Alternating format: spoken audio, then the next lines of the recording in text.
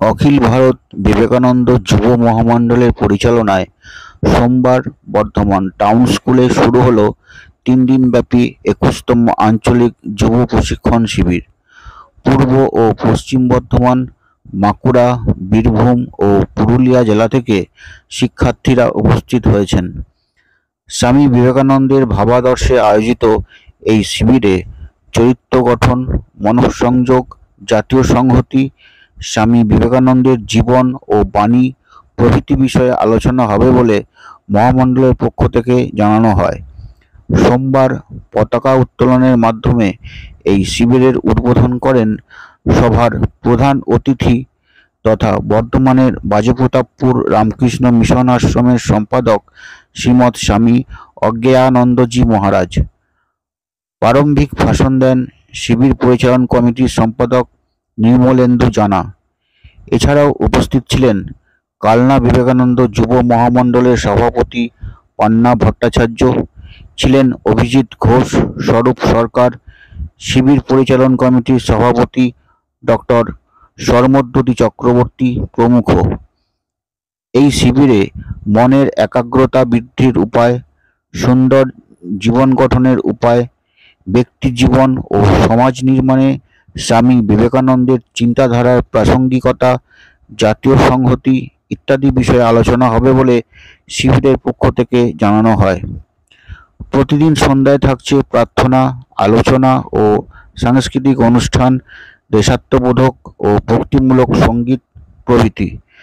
শিবিরে মহামণ্ডল প্রকাশিত পুস্তক পুস্তিকা, ঠাকুর মা স্বামীজির ভাবধারা বিষয়ক বিভিন্ন বই ও ছবির একটি স্টলও রয়েছে। শিবিরের প্রধান অতিথি তথা বর্ধমান বাজেপ্রতাপপুর রামকৃষ্ণ মিশনের সম্পাদক স্বামী অজ্ঞেয়ানন্দজি মহারাজ বলেন, বিবেকানন্দ আমরা জানি তিনি ভারত সরকারও এখন যুব দিবস, রাষ্ট্রীয় যুব দিবস হিসাবে পালন করছে। শুধু আমাদের ভারতবর্ষে নয়, সারা বিশ্বে এখন বিভিন্ন দেশে সেই দিনে পালিত হয়। প্রতি বছরই এই দিনটি আমাদের কাছে এক বিশেষ তাৎপর্য নিয়ে আসে,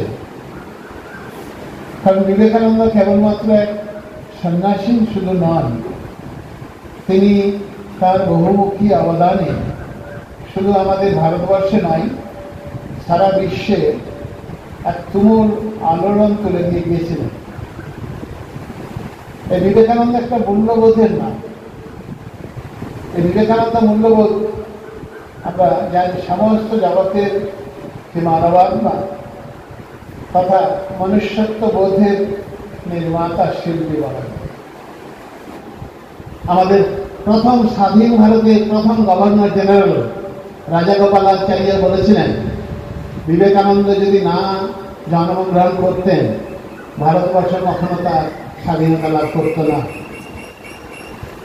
নেতাজি সুভাষ বোস বলে গিয়েছিলেন, বিবেকানন্দ আমাদের ভারতবর্ষের জাতীয় স্বাধীনতার ভিত্তি প্রস্তর করে দিয়ে গেলেন। তিনি আজ বেঁচে থাকলে আমি তার পায়ের তলায় বসে থাকতাম।